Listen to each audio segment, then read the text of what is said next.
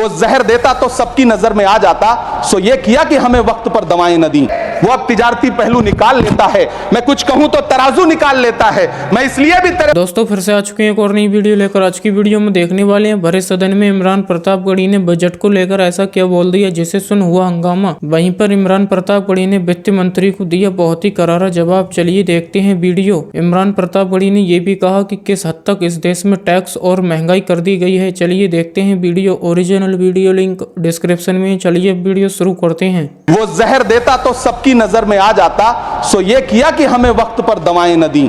वो अब तिजारती पहलू निकाल लेता है, मैं कुछ कहूं तो तराजू निकाल लेता है। मैं इसलिए भी तेरे फन की कद्र करता हूं तो झूठ बोल के आंसू निकाल लेता है। सभापति महोदय, मैं आपके सामने खड़ा होकर के एक बहुत छोटी सी कहानी सुनाना चाहता हूं कि महान बादशाह सिकंदर ने जब यूनान फतेह किया तो जीत का जश्न मनाने के लिए शहर की सड़कों पर निकला। तो उसने देखा कि पूरा शहर तो जश्न मना रहा है, एक फकीर सड़क के किनारे चादर तान के सो रहा है। सिकंदर को गुस्सा आया, घोड़े से उतरा, उस फकीर के पास गया और उसे सोता देख करके उसे जोर की एक लात मारी और लात मार के कहा कि क्यों रे फकीर, मैंने यूनान फतेह कर लिया, लोग जश्न मना रहे हैं और तू सो रहा है। उस फकीर ने उन्नीदी आंखों से सिकंदर को देखा और देख करके कहा कि शहर जीतना बादशाहों का काम है, लेकिन लात मारना तो गधे का काम है। सभापति महोदय, गरीब जनता को लात मारना बंद करिए। ये अमीरों के लिए बनाया गया बजट है, ये निराशाजनक बजट है। हम अमृतकाल सुनते आ रहे थे, ये अमृतकाल इतनी जल्दी समाप्त हो गया कि अब अमृतकाल का कोई नाम तक नहीं लेना चाहता है। जिस बजट में मनरेगा के लिए 1 रुपए की बढ़ोतरी ना हो, वही पुराना 86,000 करोड़, जबकि पहले ही 9,754 करोड़ का घाटा हो। जिस मनरेगा से करोड़ों मजदूरों के घर में चूल्हा जलता हो, उस मनरेगा में काम करने वाले गरीब मजदूरों के लिए अगर आपके खजाने से 1 रुपया भी इजाफी नहीं निकल सका तो भला कौन संतुष्ट हुआ साहब? इस देश का गरीब मजदूर या आपके उद्योगपति दोस्त? वो जो महाराष्ट्र में लोकसभा और विधानसभा के बीच में 40 लाख मतदाता बढ़ाए गए थे, अरे उन्हीं के लिए मनरेगा का थोड़ा सा बजट बढ़ा देते। क्या उसमें मनरेगा का एक भी मजदूर नहीं था 40 लाख लोगों में? सारे के सारे 12 लाख की छूट वाले से आगे के लोग थे। जिस देश में 40 से 45% मेडिकल फैकल्टी की सीट खाली हो, वहां बजट में 75,000 नए मेडिकल सीट्स का ऐलान हो रहा है। सरकार बहादुर, कम से कम इस देश के पढ़े लिखे युवाओं को तो मूर्ख समझना बंद करिए। पहले 7500 मेडिकल सीट्स बाद में बनाइएगा। पहले जो एम्स में 2161 पद खाली पड़े हैं उनको तो भर दीजिए। जी देश की संसद में भाषण दे रही थी तो वहां मुंबई में कोई गरीब इंसान जब अपनी जेब टटोल करके अपनी मोटरसाइकिल में 1 लीटर पेट्रोल भरवा रहा था तो उस पेट्रोल की कीमत थी 103 रुपया प्रति लीटर। आखिर इतना महंगा पेट्रोल डीजल खरीद के कौन संतुष्ट हो रहा है? इस देश के गरीब लोग या फिर सरकार के चहेते धन्ना सेठ? सभापति महोदय, वित्त मंत्री जी इस बजट को मध्यम वर्ग को संतुष्ट करने वाला बजट बता रही हैं।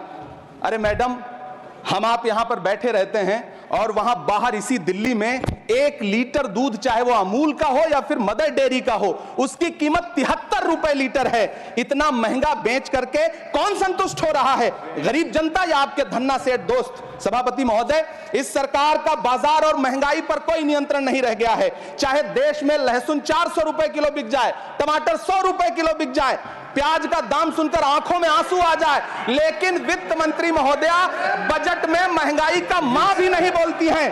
बच्चों की किताब और पेंसिल तक पर टैक्स लगाने वाले सरकार से मैं पूछना चाहता हूं कि आप मध्यम वर्ग का हितैषी बताते हैं, खुद को तो शर्म नहीं आती है? खुद को धार्मिक कहने वाली सरकार भगवान श्री कृष्ण के प्रिय खाद्य पदार्थों दही और मक्खन तक पर जीएसटी लगाती है और बात करती है मध्यम वर्ग की हिमायती होने की। जिंदा रहते हुए जनता से हर चीज पर टैक्स वसूलने वाली यह सरकार कम से कम मरने पर तो लोगों को बख्श देती, लेकिन नहीं, वहां भी लूटना है। अंतिम संस्कार के सामान, अगरबत्ती, धूप बत्ती, केवड़ा जल, चंदन पाउडर, जौ, बताशा, काला तिल, पंचरत्न, कपूर और कफन तक पर टैक्स लेने वाली यह सरकार किस मुंह से खुद को मध्यम वर्ग का हितैषी बताती है? कौन सी संतुष्टि? किसकी संतुष्टि? कदम कदम पर टैक्स देकर लूटने वाली जनता की या फिर जनता से टैक्स वसूल करके धन्ना सेठों का खजाना भरने वाली सरकार की? किसकी संतुष्टि? सभापति महोदय, 18 अगस्त 2015 आरा का बिहार का ऐतिहासिक मैदान, सजा हुआ मंच, हजारों की भीड़ और सामने खड़े हुए देश के प्रधानमंत्री का भाषण। बिहार के भाइयों बहनों, आज मैं बिहार के लिए पैकेज की घोषणा कर रहा हूं। 50,000 करोड़ कर दूं कि ज्यादा कर दूं अखिलेश भाई? 60,000 करोड़ कर दूं कि ज्यादा कर दूं? 70,000 करोड़ कर दूं कि ज्यादा कर दूं? 80,000 करोड़ कर दूं कि ज्यादा कर दूं?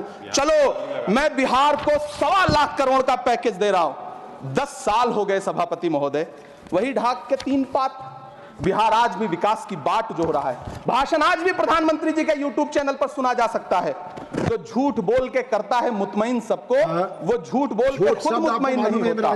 सभापति महोदय, ये तो राहुल जी का असर है। कौन सा शब्द सर, कौन सा शब्द? झूठ। ठीक है सर, मिथ्या बोल करके, जो मिथ्या बोल के करता है मुतमईन सबको, वो मिथ्या बोल के खुद मुतमईन नहीं होता। ये राहुल जी का असर है। जो मखाना बोर्ड की घोषणा हुई, अखिलेश जी आपको याद होगा, भारत जोड़ो न्याय यात्रा में 30 जनवरी 2024 को बिहार के रंगभूमि मैदान में राहुल गांधी जी का पूर्णिया में भाषण था और उसमें मखाना को लेकर उन्होंने आवाज उठाई थी। यह उनका असर है कि आपको मखाना बोर्ड बनाना पड़ा, वरना तो आप मखाना बोर्ड बनाने वाले लोग हैं। सभापति महोदय, बिहार को झूठे पैकेज और चुनावी दिलासे देना बंद करिए। आज भी जब कोसी में बाढ़ आती है तो पूरा सीमांचल बर्बाद हो जाता है। मैंने उस तबाही को अपनी आंखों से देखा है। 2016-17 की बाढ़ में अपने इन्हीं हाथों से राहत सामग्री बांटी है मैंने। अगर सच में बिहार के लिए कुछ करना चाहते हैं तो बिहार को बाढ़ से बचाने का प्रबंध करिए। पूर्णिया एयरपोर्ट 10 साल से बाट जो रहा है, घोषणा 2014 में हुई, बन के आज तक तैयार नहीं हुआ। अलीगढ़ मुस्लिम विश्वविद्यालय का किशनगंज सेंटर बजट के अभाव में दम तोड़ता जा रहा है। मैंने पिछले बजट सत्र में भी आवाज उठाई थी। आज फिर वित्त मंत्री जी से अनुरोध करना चाहता हूं, दामन फैला करके, कि अलीगढ़ मुस्लिम विश्वविद्यालय का किशनगंज सेंटर बन जाने दीजिए। आखिर कौन सी नफरत है? यह मुल्क हमारा भी है। इस मुल्क की मिट्टी में हमारा भी खून पसीना शामिल है। हमसे इतनी भी क्या नफरत? रिश्तों की ये नाजुक डोरें तोड़ी थोड़ी जाती हैं। अपनी आंखें दुखती हो तो फोड़ी थोड़ी जाती हैं। चलिए वीडियो यहीं पर ख़त्म करते हैं। अगर आप भी ऐसी वीडियो देखना पसंद करते हैं तो हमारे चैनल को जरूर सब्सक्राइब करें, वीडियो लाइक करें, वीडियो को ज़्यादा से ज़्यादा शेयर करें। थैंक्स फॉर वॉचिंग और अपनी राय कमेंट में जरूर दें।